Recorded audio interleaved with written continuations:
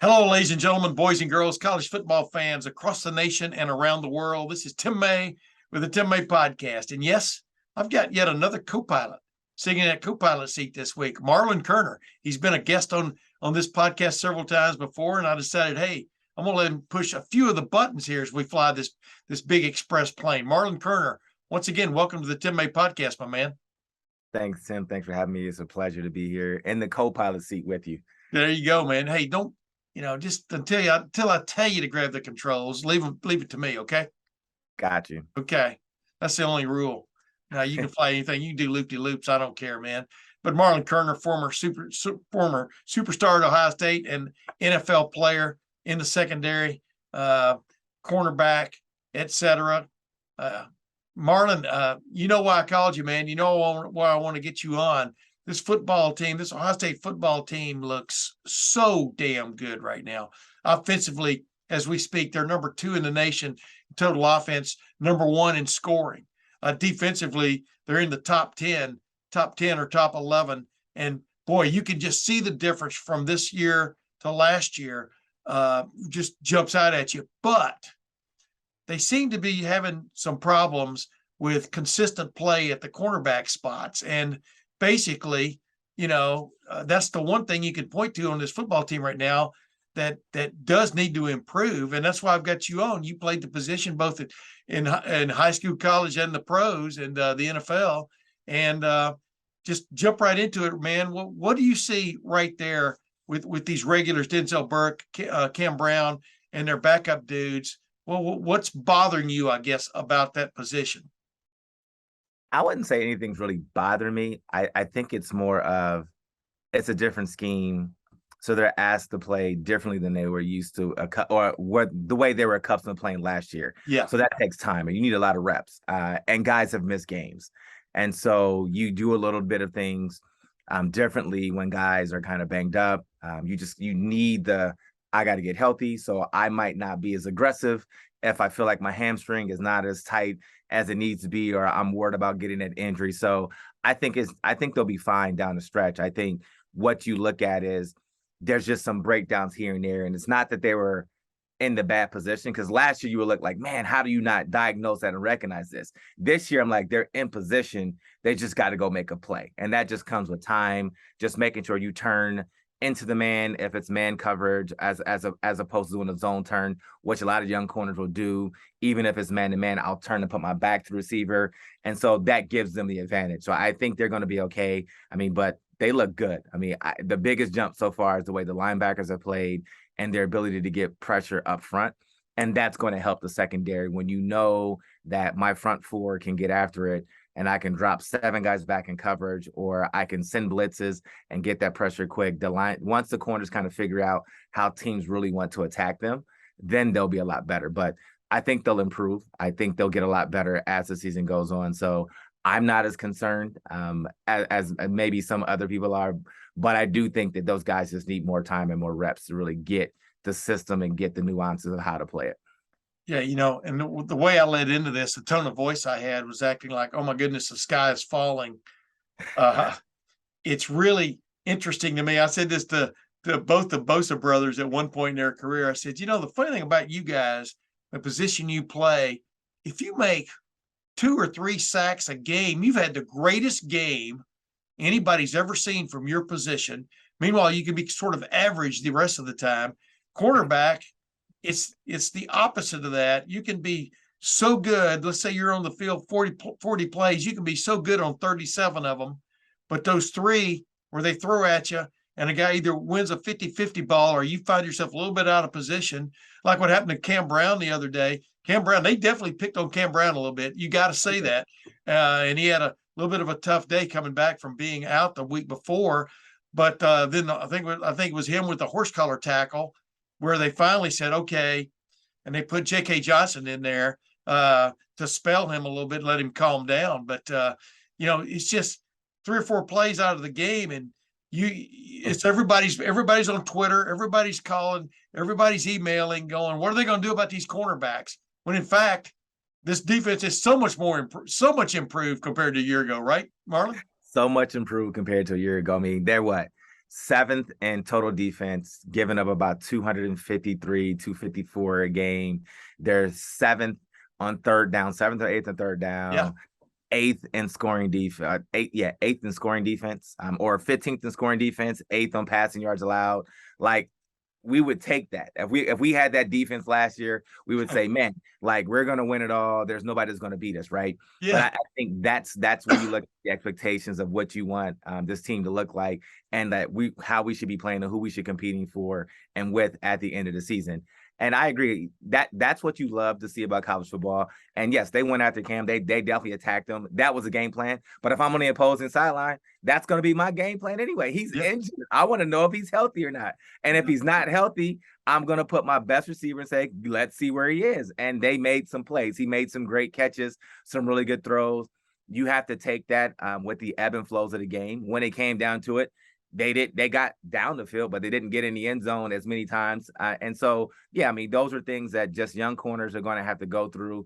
Body position, really, when you start playing that man-to-man technique of really, like, I had to experience that and really realize, coming from the high school ranks and thinking like, okay, I'm really a high school quarterback. And then I go play corner, and you think, well, I run this. I can run a 4-3-5. I run this. Well, the other guy runs this as well. Yeah. So now it's, can I put myself in the best position body-wise to make a play? And he just got a little out of position, contested the balls. Like, he contested the throws, but just a little bit off, able to make the completion, able to make the strong catch, and then you line up and you play. So that's the one thing we learned about playing corner. Short memory, take it all in stride. Whether you make a good play or a bad play, just that play's over. You can go back and look at film when the game's over. The main thing is just stay calm. And so I thought the defense did a really good job overall in the game. And I thought the coaching staff did a really good job of pulling him out and saying, hey, listen, calm down. Because as a competitor, you kind of get a little riled up. And then I know for myself, when I got a little too riled up and a little too emotional in the game, I made more mistakes. And I made one play that I'm like, hey, it was only one play. That one play then turns into 3 or 4 plays. And you're like, wait a minute, I got to stop the snowball effect. So I thought the defensive coaching staff did a really good job of pulling him to the sideline, talking him through it, like, listen, this is going to happen. This is what happens. Like, that guy's on scholarship too. He's supposed to make those catches. We expect you to make those plays. You were in the right position. We'll go back and look at it on the weekend, come back on Monday and see what we can do to fix it. And then the defense settled down and they made plays. They got pressure. But the offense, if their offense scores like the way they score, that's a defense best friend as well. Like, as a defensive back, I love when my offense scores touchdowns and not kicks field goals, because then I can take some chances. I don't have to worry about some of the things of being the pressure. Like, we can't give up too many points because our offense can't score, which is what was Michigan State found themselves in. Their offense can't put up points. So their defense, this margin of error is so small. You have a lot of margin of error with this team right now, and I love the way they're playing on both sides of the ball. That's what I was going to get to, man. But I wanted to ask you this. I mean, Tim Walton also, the new cornerbacks coach, extremely experienced cornerbacks coach, brought that up last week, and it is, you got to have the shortest memory known to man when you play cornerback, because whether you made a great play or you had a gaff, that doesn't mean they're not going to still come after you. You know what I mean? And it's the next play that matters the most, unless it ends up being the last play of the game. Right. For a touchdown. But I wanted to ask you, Marlon, I mean, I've been around covering football in some form or fashion this is my 50th season. I started as a sports writer when I was 19 years old. And it's just, to me, the more I look at it, I don't really see another position in sports. There may be one as difficult, but I don't see one more difficult than playing cornerback, especially in modern defenses where you do get put on the quote island. You've got your little area to take care of all by yourself. I look out there on a football field sometimes and I marvel that 11 guys can competently, from play to play, cover that much territory, and stop a play, much, a running play. And I also marvel, why do offenses run the ball right down somebody's throat all the time? You know what I mean? Yes. when you got all this other green stuff out here. But do you agree with me that cornerback is about as like, wow, from one play to the next, about as wow and scary and exciting a position as there is in sport. It really is. I mean, and yes, I might be a little biased being a cornerback, but I think you talk about just how difficult it is. And I go back to when I played and then just watch the evolution of the game and what we were allowed to get away with, the hand placement, the jamming at the line, the hand jockeying down the field that we were allowed to get away with. And as you see, the game has evolved. It's become less and less. Like, I mean, it's almost to the point that if you lay a finger on a receiver, if he's at 5.01 yards, it's illegal contact. And so, well, that's the NFL. Yeah, that's the NFL. It doesn't really, even I look at even someone right. like he touched teams like flag, like up. So it's just such a different game, and it's amazing to see how fast these guys have evolved their game and being able to say, okay, the ref is going to call this. I can't do this. I have to do this. And so it really becomes important on watching film, being prepared, understanding the route combination that you're going to be able to see. And then more importantly, understanding what they're going to tip off. Like we talk about being able to watch film and understanding when they get in this formation, they do this, but even breaking it down even further, if he has his left foot up, or if he does this, or if he does his hands a certain way, he's going to do this route or break it off. So it goes down to the fine nuances of being able to study your opponent and understand and get in their mind of saying, okay, if he gets here, if they get this formation, they do this. If they get here, they do this. And so coaching staffs have evolved to really give guys, especially corners and safeties, the ability to kind of understand what they can expect to see. And then based off of the the yardage, based off their splits and where they are on the sideline, proximity to the hash marks, we kind of can say this is the game that they run the most. And so you kind of are prepared. And so now I can play fast, because you're right. It's so much space. If I'm thinking, and I think that's a difference this year that we look at from this team on defense, and particularly to now, from last year to this year, is they did a lot of thinking last year. They were thinking like, well, if they get here, I need to do this. They're playing very fast. So they're coached a lot better to be able to recognize the tendencies of the offense, understand their pass combos and the route tree that they have on the opposing sides. And so they're able to react a lot better. And I think it'll get a lot better as the year goes on. Hey, one other thing about cornerback play too, but what always got me, it's like you're in when it's man to man a lot, it's like you're in a tango with the receiver, and the receiver, you know how they say, follow my lead, when you're dancing, you tell your wife that, follow my lead. And so you got to let the receiver lead the dance, but then you've got to stay step for step with him to a certain extent. I call that mirroring. Is the phrase I use. I don't know what they call it. We call it mirror the receiver as well. Oh, you do? Yeah, but I mean, we're going backwards. Yeah, and then be able to go you're doing. one Yeah, way. that reminds me of that famous line, Fred Astaire and the dancer. What was it? The female dancer who was with him. She goes, I did everything Fred Astaire did, but I did it going backwards. You know what I mean? And it's Ginger Rogers. That was her name. And but that is, I mean, these are remarkable talents, aren't they? I mean, athletic talents. Absolutely, because it's like you said, you start going backwards. And I came from an era where we really had to learn how to backpedal. So you literally were at 7 yards, and when that receiver moved, you moved. So I watch these guys, how they do it. Some guys are better at press man.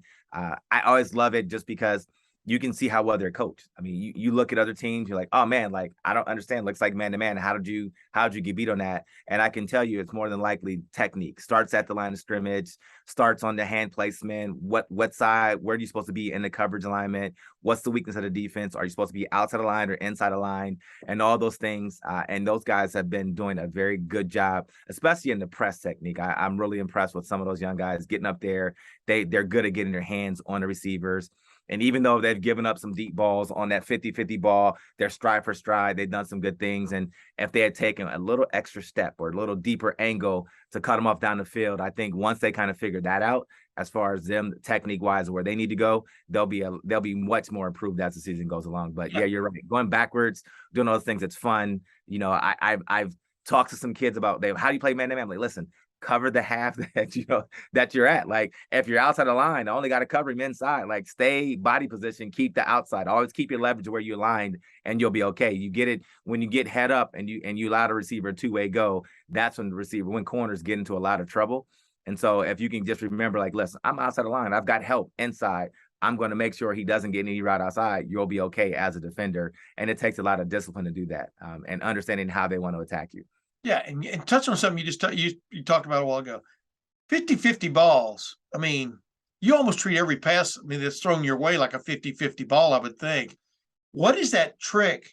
If in fact there is a trick, what separates the guys that are there but don't quite make the play and the guys that make the play? Explain that a little bit more of, not that you're not gonna stop every ball thrown your way. That doesn't happen. Prime didn't do that. You know what I mean? But what is that little knack, that little trick that they could work on just in these next 2 weeks to make them even better at maybe on the 50-50 balls, maybe getting about 50% of them? You know what I mean? Not necessarily interceptions, but knocking them down. What's that little trick they can work on? Well, I mean, there's some things that you can do as far as making sure when you turn into the man, right? So if I'm a 50-50 ball and I've got my back to the receiver, and I know I'm trying to turn and we're on That's video, okay. I have my back to the receiver and he jumps and I high point and he's outside. The ball's going to get outside. Yeah. Right. Most quarterbacks at this level are going to throw the ball at the sideline. So understanding that's where the ball is going to go, then I need to make sure I turn into the man on the 50-50 ball. If I can turn here, this arm is the closest to the sideline, so I can make a play. I can swipe through his hands trying to come down, right? Yeah. It's hard to do that with my back to the ball because the ball's going to come over my shoulder anyway. Yeah. And so I'm going to be like, I hope he drops it. I hope it's short. I hope it's underthrown. So that's the one if you're a man-to-man technique. The other thing I think, and most of it is just really understanding the technique-wise. Like, so I like 50-50 balls as a corner, especially in press coverage and run a fade. And so we always end up, we tell ourselves to stay on the upfield shoulder, right? And so if I get a good jam on a receiver, what I don't want to do is then take a step that takes me underneath where he is and gives him just a little small window, because then I have to play catch up. Now it happens from time to time. So for me, it was learning my footsteps, learning how to, if I get a jam, I need to take an angle. And this is where your math comes in. And everybody thinks that math is not involved in football, but it is, because I can't take a 30-degree angle. I need to take a 65-degree angle and get upfield and meet him down the field, so I have a better chance to beat him where he's going to be as opposed to where he started out, right? Yeah. So understanding that concept of, okay, and that's just a simple turn my foot and turn a little wider as opposed to turning right behind the receiver and then trying to make it a foot race and getting there. And so once I understood it as a corner, and once they understand, like, oh, if I just take a deeper angle and go further down the field, instead of jamming him and meeting him at 2 yards, I'm gonna jam him, meet him at 3.5 yards, and we're gonna be neck and neck, stride for stride. And now I have a better chance to play the ball that way. And then when you do get beat, because it happens, I think a lot of young corners will turn back and look for the ball, right? So it took me a very long time to be like, close the hands, right? Because his hands will tell you when I should put my hands up. So my rule was always, if you're not stride for stride with him, or if you're not on the upfield shoulder running with him and looking at the ball at the same time, then we don't look for the ball at all until I see his hands do this. And once his hands goes up to make a catch, now I'm raking through, because now I have a better chance of getting the ball out. And those are some of the little fine nuances that I've seen guys like, oh, if he had just waited one extra half count, he could have got that ball out. Or if he had just closed to his hands instead of looking back for the ball, then he would have made that play. And so those are things that I'm sure the coaching staff is saying, hey, listen, let's look at that. This is how you do it. If you had done this, you would have made the play. But kudos to you, because you're already in position to make a play. And he still had to catch it, hold on to it, you rip it out. Look, we're going to make this a tough possession all the way through. And I think they're going to get a lot better. But some of the things that I've seen, just young corners, including myself, when I was learning how to play position, just like those little nuances will help you get better at defending some of those 50-50 balls. One other thing I want to touch on. Is there a knack for playing what I think is the bane of your existence as a corner, sometimes even as anybody else in the defensive secondary, the fade stop, the back shoulder throw? I mean, you're damned if you do, damned if you don't. it's hard to anticipate that when a guy really sells it like a Marvin Harrison Jr. Oh my goodness, right? But Right. what is this? Is the secret there? Just scramble. I mean, because obviously you saw J.K. Johnson. I think he got called for a pass interference on the on the on the one touchdown that Michigan State scored when it was still sort of a game, but it wasn't really. Their one drive where they had the several penalties on that drive Ohio State did to keep that drive alive for them. But how do you stop that play? How do you stop that play? I mean, how do you prepare, of being able to chase a guy all the way to a fade, and then all of a sudden the fade, he has stopped, you run into him, or you try not to run into him. But how do you still get yourself in position to still make a play there? That's one of the hardest routes to stop. Yeah. And it's really hard on a corner. I think it goes to your scouting report, right? So, Yeah. hey, they run a lot of fade stops, so we need to know this, right? And so the main thing is you're going to stay square. Like, so I'll take it as probably arguably one of the best corners to play the game, Darrelle Revis, right? So what he would do is he always stayed square for most of when he was at man-to-man press coverage, he stayed square and he would back up. So the way to give yourself an opportunity to play the fade stop is you kind of take a page out of Revis's playbook. And so you're not really trying to get as many hands on it, because you understand, like, all right, if he does a shake, he's going to go like he's running the fade, and I expect the back shoulder to be thrown. So I need to be in position to cover the fade. So I'm just really going to kind of backpedal like little feathers technique where we just kind of back up. We just back up a little bit, but I'm anticipating it's going to be a fade stop. And so I'm we call it being over top. So I'm going to be over top of the fade so that if he tries to throw it, he's got to run through me. But I'm anticipating he's going to throw a short so that I can put that foot in the ground and drive on it and try to break it up or even get an interception. And it's hard because when it's on the field, you don't want to play that technique because you have so much distance that he can run a go route. And so the really good quarterback and receiver tandem, they know that, and they sell the fade and the go route really well, and he just throws under the back shoulder. But it's really a lot easier to kind of anticipate in the red zone, especially from the 5-yard end, because it's either going to be a fade, a slant, or that fade stop. And so if I know based off alignment, well, he's not running the slant here, he's getting himself room for either the fade or the fade stop, I'm going to play that technique that way to kind of give myself a better position to play and break up the fade stop. All right, before I go to another subject, I want to talk to you about the Ohio State offense and about those receivers. Oh my goodness. And maybe the best receiver in the country is not even on the field yet. Absolutely. If you play, but I want to ask one last thing. What is it about this defense that now that you've seen 6 games, and you've touched on this earlier tonight, talking about it, but what is it you just kind of go, wow, man, and I would think there is some wow factor a little bit in this defense, the way they've turned it around under Jim Knowles, the 4-2-5.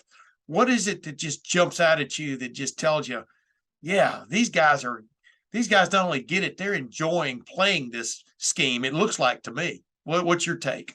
I agree. I think what stands out to me the most is the smiles on their faces. Like, they are flying around and having fun, and you can see it. Like, they're jumping on each other's backs, they're patting each other on the helmets, they're doing all those things that you want to see, but they're reacting. What I see the most is they very rarely look confused in what they should be in or what the offense is trying to do to them. Yeah. And so that tells me that their offensive coach or the defensive coaching staff is doing a really good job of explaining the fine nuances of the defense. Like, if they do this, we do this. If they do this, we do this. If they get in this formation, we check to this. And I think that's the biggest difference that I've seen so far from last year is the knowledge of how to align properly, the knowledge of where the weakness is in the defense, the ability to hold the gaps and not get outflanked on certain plays. That happened a lot last year in certain plays where they just got flanked, and you're like, that's a basic concept on the defense of we don't get outflanked. If they do here, I need to get out here, and they've been able to do that. So it's been really fun just to watch that. But then just the aggressiveness of the defense, like that front four, they get pressure with 4 guys, and we didn't see that a lot last year. Where they had to blitz, they put guys on islands, and so you try to do some zone blitz and play zone behind it, but then you left too many lanes underneath to hit little shallow crossers and slants, and they would give up big plays. And I've seen them being very, very, very, very secure and very sound in their techniques and how they attack offenses. And they have very rarely got outflanked in anything. Like, they've been the aggressor, And I love it. I think that's the one thing that you wanted to see is just sometimes I think because I've been around coaches like that, even myself trying to explain it to my sons when they were younger coming up, like you make it more difficult than it needs to be. And I think that's a credit to Coach Knowles and his staff. They've made it so that these guys so far seem like they understand and they know where they're supposed to be, how they're supposed to play it, how they're supposed to, I've got contain here. Okay, I've got this lane here. And it works in unison and in tandem where the linebacker will set the edge or the safety will set the edge and the linebacker or the defense ends coming and filling where they're supposed to be. And so it's been really a good joy to watch because you haven't seen too many lanes or any seams running through that defense and big crazy runs where teams like, oh, they just got gashed and I don't understand what happened. And, oh, you go back and look at the replay. Oh, linebacker took a bad angle. Corner came inside. Like they've been very sound of where they're supposed to be and understanding their responsibilities and techniques. And I've been pleased about that. Well, before I ask you about the offense, I want to ask one last thing. Don't name 5 guys, as I always say. Name one guy on this defense that, wow, I mean, you're really impressed by up to this point. One guy. Obviously you're impressed by a lot of guys, but give me that one guy that you go, wow. Because I'm about to draw a blank on his name, but 22. Still Chambers. Chambers, yes. Chambers has been making plays. And I always thought he could play, but I'm like, okay. But like he's made plays, like I'm just like, wow, like he has shown a massive turnaround and just what he could do. And you're like, okay, he makes it a lot easier in that defense. But I mean, everyone's looked great. Like the line, I would say, I wouldn't even say Chambers by himself. The linebackers as a group, Eichenberg. Yeah. I mean, they have totally turned around. They come downhill, they play fast. And that's been really the biggest difference is the linebackers and the defense, that front 7 has really been able to get after it. Like, so when they drop in coverage, the linebackers are great. When they come downhill, they're great. But that front 4 has been really doing a good job of eating up all the blocks off those linemen so those guys can play free. But the linebacker play just overall as a whole, like amazing turnaround from a year ago because that was definitely the weakness of the team last year is just the linebacker play. Yeah, no kidding. Hey, real quick. You're a man who intercepted some passes both in college and the NFL. Matter of fact, rumor has it in the other room around the corner from where you're sitting right there is a ball. I don't know if you keep them in a cabinet or on the wall. You intercepted Dan Marino at one point. Is that correct? That is correct. Yes, I have a ball around the corner that has Dan Marino interception ball on it. So we lost the game, unfortunately, but I did have a little souvenir from Miami to come home with from that game. Did you go and ask him for an autograph on it? No, not at all. Like that's not the way it works, right? That's not the way it works. I took that ball, said, "Hey, put this, get it for me." They put it in the trunk, brought it home, got it painted up. Because you don't get too many chances to intercept a Hall of Fame quarterback. Yeah. And I wanted to make sure I had that souvenir to always have around to show the kids, like, hey, listen. I mean, hey, I might not have played as long as I wanted to, but definitely when I did play, I did make some plays along the way. Yeah. Offensively, what has impressed you about Ohio State more than anything else? What is it the consistency they played with for the most part? They've missed Jackson Smith and Jigba, maybe the number 1 wide receiver in the country for all but a handful of plays. Really, he tried to come back, after getting hurt against Notre Dame, pulling his hamstring or straining his hamstring. Tried to come back against Toledo a few weeks ago. That was probably too early, because he's been missing since then. And then, of course, at running back, Mayan Williams had that great game a week and a half ago, but then had to skip this game, didn't even make the trip to East Lansing. But flip side of it, Travion Henderson stepped back up again and had a great game, got hit on the hip, upper thigh, and had to leave that game early in the second half. But I know you're going to say C.J. Stroud, because C.J. Stroud is the Heisman Trophy favorite right now for a lot of reasons. But what has just impressed you about this offense in general?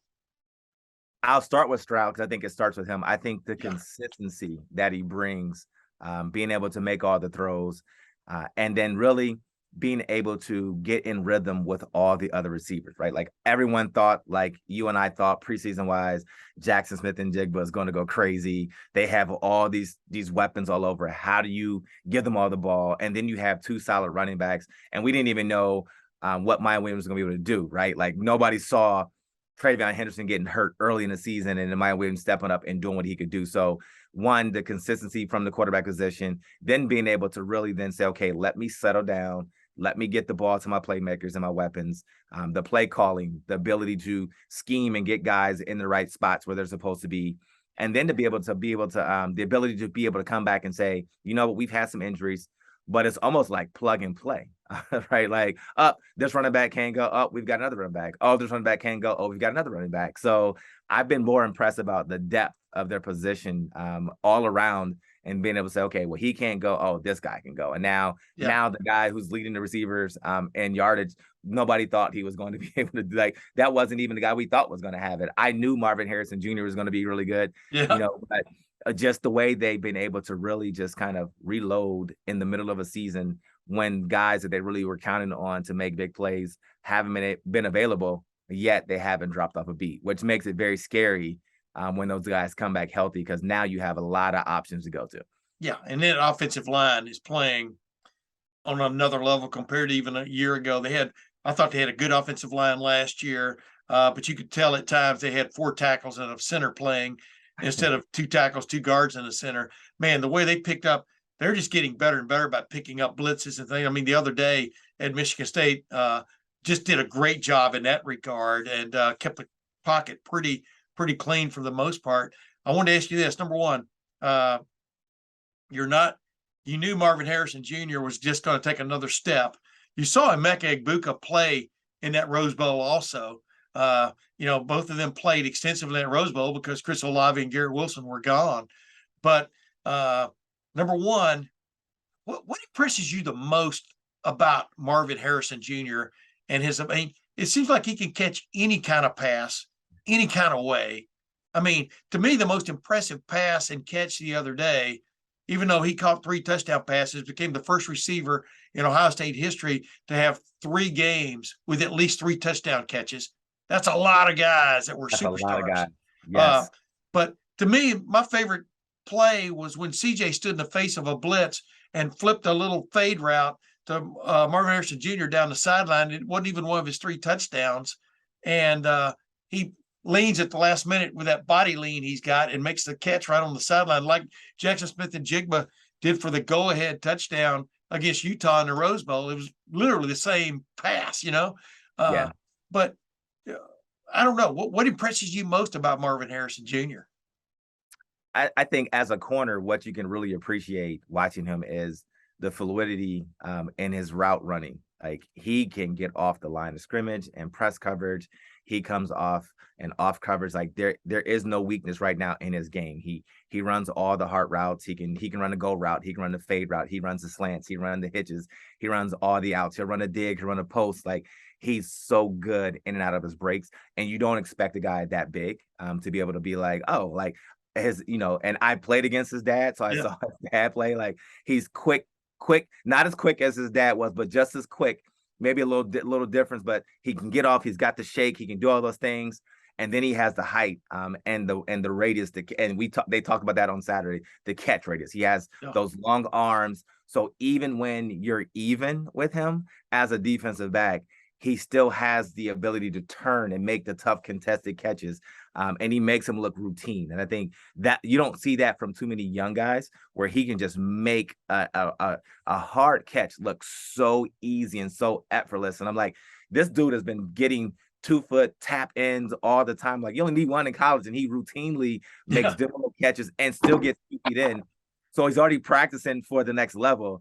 And I'm just like, wow, it's amazing to watch what he can do. And he's only going to get better, which still blows me. Like, he's only going to get better and better and better. And that's where you look at just the coaching staff. Again, I mean, they have assembled a group of guys that they complement each other very well, and they put them in the right positions to be successful. And if I'm CJ, I'm loving it, because you don't find too many high school teams that are that loaded, yet alone NFL teams. And now you've got a college team that's just weapon. Oh, and I've got 2 weapons behind me that I can hand the ball off to. I mean, it's fun to be on that team right now. Hey, how do, in your mind, as a defensive guy watching Ohio State's offense, how do Marvin Harrison Jr. and Mecca Buca complement each other? That number 2. I mean, because Mecca Buca, number one, he's pretty fearless. Right. Number two, he's a big guy. People don't realize how big he is from a just physical standpoint. I mean, he's kind of like a running back a little bit. But then number three, he runs really good routes, it looks like. And these guys are hardly dropping anything. But what just stands out to you about Mecca Buca from your vantage point? I think what you said, his fearlessness, like he runs all the stuff across the middle. He runs the routes where you're like, okay, I need a big bodied receiver to come through. You're going to get hit by linebackers. You're going to have safeties coming down on you, and he doesn't shy away from the contact. And then when he makes you miss, he has the speed to pull away from you, because that's the question when you have a guy that goes across the middle. It's how fast, and can he run away from the guys?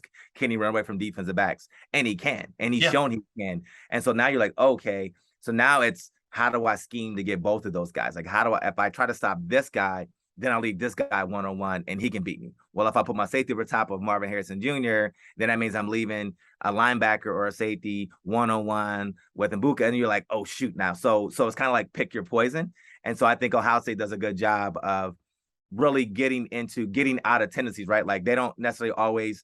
Sometimes they'll hand the ball off on first down. Sometimes they'll hand the ball off on second down. Sometimes they'll throw on first and second down. Like, you can't really figure it out. And so they've done a good job of keeping defenses on their heels. And so that really gives them the matchups that they want, right? And if I see that and I've got Buca on a matchup with a linebacker or safety, I know where the ball is going to go. If it's safety comes down and it's man-to-man on Marvin Harrison, okay, if the corner's off, I'm going to throw a hitch and you're going to make him miss and go run.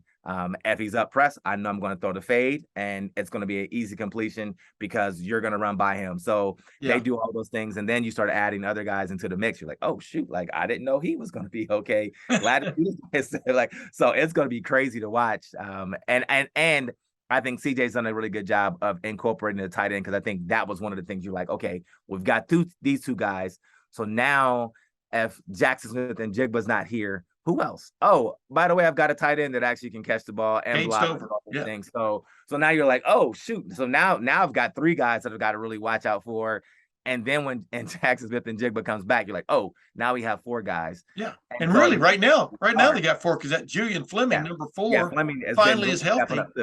And this guy was a 5-star coming out, and he's showing why, right? I mean, he's looking really good. He's running those routes, running across the middle too. Again, like, I think that's the thing that I love the most. They all run routes across the middle. They're all not afraid of getting hit.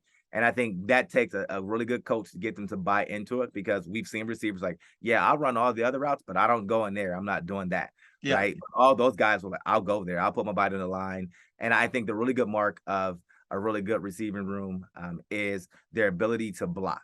And when you watch those guys, you turn on the tape, every last one of them will get out there and they will block, and they block fiercely. Like, it's not one of those like patty cake, I'm out here, I'm just here to get in front of you. They put their hands on you, they try to drive you. And so again, like, that's where I love all those guys, because they're not just pass catchers. They will go and actually assist in the run game and try to help spring the block for Williams or Henderson. And so you love to see that as well. Hey, this is going to sound like a weird question, but they've got a pretty good chemistry going right now, and you've got this guy, Jackson Smith and Jigba, who hasn't been able to, with the exception of a couple plays against Toledo and a few plays against Notre Dame, is there any chance that you get a guy like that back and it messes up the chemistry? I would think not, but I would think you're as curious, like Ryan Day admitted, they had a lot of things just dreamed up and schemed up for Jackson Smith and Jigba that they kind of put on the back burner against Notre Dame. You could see that, and then found a way to beat Notre Dame just by running the ball down their throat and throwing a little bit. But what I'm getting to here is, are you as curious as Ryan Day? You want to see this team at full health, right? At full speed. Yeah. And yet, they're number 2 in the country, like I said, in total offense, and number 1 in scoring. How much better could it be? I mean, what could we be in for, you think? I think you could be in for some crazy offensive outputs, point wise. I think once you get all your weapons back, it makes it very hard to defend. And if O-line plays the way they played and you give Stroud time, then he's going to pick you apart. So to go back to your previous question, can it mess up the continuity? It could. but that only happens if CJ's like, I've got to get Jackson the ball, right? Like, Yeah. like I'm a force on the ball. If he just says, I'm going to take what the defense gives me and I'm going to go to the matchup, what I've been doing all season long, then no, it doesn't. And so I think what ends up happening is you get Jackson, Smith, and Jigba back. And I think they don't miss a beat. I think the offense keeps going. But is he going to be the leader of the team in passing receiving yardage and catches? No, because it's almost half the season is gone. So I think he has to understand that and know that going into it. You have those conversations of, we're going to get you out there. We're going to try to find a way to get you the ball. But, hey, listen, we got other guys that can make plays. Yeah. And I think he would probably tell you that, like, hey, I don't want the ball thrown to me every time. If I'm open and I'm the read, then great. If I'm not, then okay. If my brothers are also doing well, then I'm okay with that. And I think that's what you've seen so far out of that group. And that room and that group is there's a camaraderie and a brotherhood that's, hey, look, if I'm not getting the ball, he is, and we all win. And so I think that's the team that I expect to see. And you can have conversations behind closed door of, hey, I didn't get enough targets and things. Like, I don't think anybody is going to go that route, but you could, but those are things that I don't want to know about. I don't want to hear about. I don't want to see it. Well, the bad thing for Jackson is when he does come back, he might as well be wearing a big neon flashing sign that, because everybody's like, we got to get him the ball. We're going to get him the ball. But I would think as a defensive coordinator now, they have shown so many things, from lining up in the power eye with, and handing the ball to the fullback, Marlon Kerner. They still call him a tight end, but he's a fullback. That's the modern game. You don't call the guy the fullback anymore, even though he's Mitch Rossi's lining up at fullback.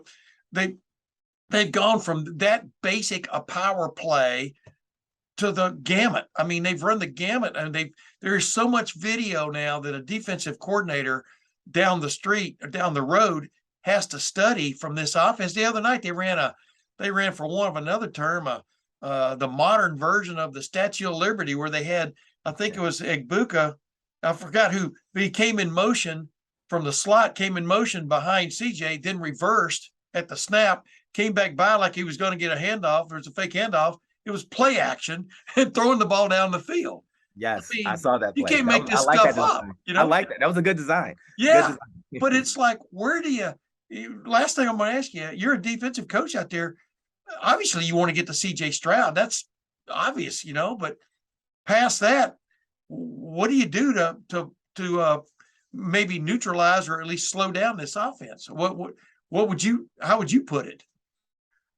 For me, I know you don't give away too many secrets because you're an Ohio State fan. Go ahead now. Yeah, you know what? I think it all depends on how well your front four plays. Like, if you have to blitz to get pressure, then that changes what I can do on the defensive side. Because they have so many weapons, you take a page out of what Notre Dame did and say, okay, I'm going to go too high, deep. You're not going to get any of those deep passes down the field. And I'm going to make you methodically drive down and see if you can be consistent. Dink and dunk it, take 3 yards here, 5 yards here.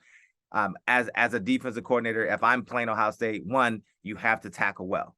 Because once you miss a tackle with them, all their athletes really can hurt you in open space. So, I mean, hey, I'm going to give you the cushion. I'm coming up and I'm tackling.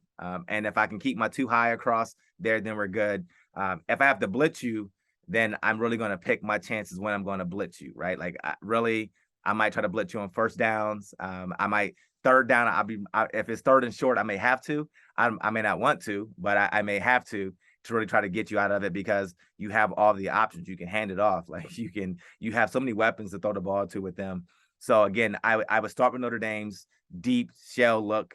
And then hopefully I have some corners that are just as fast that can run with those receivers. Yeah. If I don't, then we play in cover 2, and just saying, okay, listen, if Henderson goes off for 100, and he only gets 2 touchdowns, we've got a chance. But hopefully my offense is scoring points, because I don't want to get into a track meet with them. Like, I want to keep Ohio State kicking a couple field goals. And that's another stat we watch, right? They're 100% in the red zone, 30 something touchdowns and 2 field goals. Yeah. Like, that is an amazing stat by itself. So, I mean, you got your hands full, but I would never want to get into a shootout with them, because I don't think too many offenses can really match up and go toe for toe against the offense. So it'll be interesting to see as the season goes along. But yeah, I would start there. Like, no big plays against Ohio State if you can help it.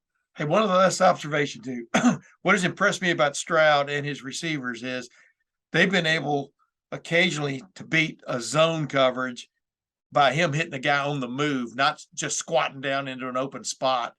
I mean, you know what I mean? It's just, even Yes. though you're playing maybe too high, you've seen a Buca several times catch a ball on a dig or a crossing route and just outrun guy. You know what I mean? That boy, that would be scary to prepare for, I would think, right? Because It even though is. you're playing the right thing, you still have difficulty stopping, keeping the big play from happening, right? Right. And that's what you want. Like, even if you take that too high safety look, like it doesn't matter. If I'm too deep, they're going to catch everything in front of me, and all I'm doing is making a tackle. If I get too close, then they can take a shot and split it and get in between the corner and the safety, which they did a couple times, right? Yeah. And like, all right, I'm gonna hit that seam coming right down the sideline, right over the corner, right between the safety, boom, for a big gain. So yeah, I I mean, thought you had him. No, I thought you had him. yeah, like that's Yeah. it, and that's where you get into trouble. I mean, but I think that's the arm strength and the arm talent that Stroud possesses. That's the ability of being on the same page with Marvin Harrison Jr. And all the other weapons that you have. Like, all right, listen, once you clear, I want you to get about 5 yards. That ball's gonna come on the line. I'm gonna put it a little bit before the safety. I'm gonna hit you. You're gonna get out. Like, so make sure you slow down. Don't go too fast, because if you go too fast, you're gonna get too close to the safety.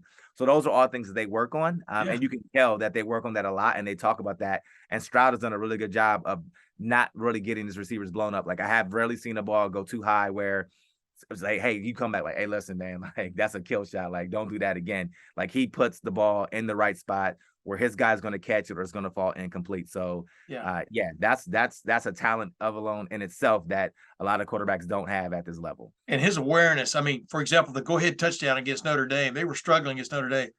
Notre Dame was staying too high. They were keeping the shell. Notre Dame decides to blitz.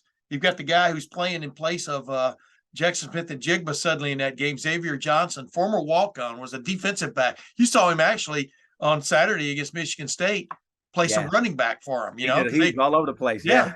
But I mean, he reads it exactly as CJ does. Goes, safety's coming this way, he goes that way, bends it in a little bit, leaves his man behind. But CJ, so aware of what's going on across from him in that secondary and stuff. It's just amazing. Puts a strike right on the guy. It's touchdown. Now Xavier Johnson's, as I said, a household name in Buckeye Nation because he scored the go-ahead touchdown against Notre Dame. But it's just, I mean, you're combining experienced quarterback who has all the tools to throw all the passes. That's tough to stop, isn't it? It really is tough to stop. I mean, but you add the weapons, right? Like you talk about, I've seen a lot of experienced quarterbacks try to deal with inexperienced receivers, right? And so I think that's the biggest thing that's been one of the pleasant surprises is, you got some guys, like we knew what Jackson Smith and Jigba could do, but you had to have younger guys step up, and they've been able to read it and recognize it and get on the same page as CJ, and that has made a world of difference. So whether that's CJ taking all those young guys and, okay, let's talk through it. Here's what I'm seeing. What are you seeing?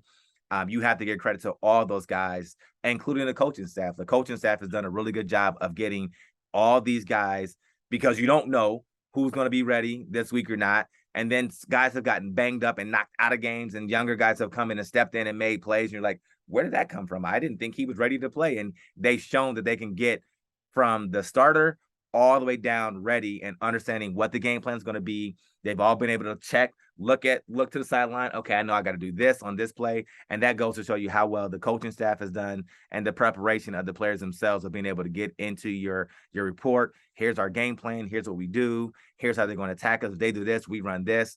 So it's been a really fun pleasure to watch this team really just come into their own and not really know about some of the younger guys, and then say, oh, okay, they're going to be okay. They're really deep. They've got some really talented players behind them, and it's going to be fun to watch them for years to come. So I'm excited about what the season's going to bring. But it's been fun to watch these young guys really just step in and make plays. Ladies and gentlemen, Marlon Kerner, as capable a co-pilot as you're ever going to see on this magnificent Tim May podcast flying machine. Marlon, once again, thanks for joining me, my man. And I hope you keep that Dan Marino ball under lock and key. You do, don't you? I got it under lock and key. Yeah, it's in a glass case somewhere around there. Yeah, with a big camera. See your kids come out and start playing with it. You know what I mean? All of a sudden it's green. They got footballs to play with. They're like, I've got a track runner, a basketball player, and one football player. So yeah, the one football player is like, Dad, yeah, I'm good. I don't want to mess with that ball. We've got a couple other balls he can take. Yeah. Well, anyway. Hey, Marlon, appreciate you, my man. We'll be in touch later on this season, okay? Yes, sir. Thanks for having me. Hey, ladies and gentlemen, until next time, this is Tim May for Marlon Kerner. We'll see you then.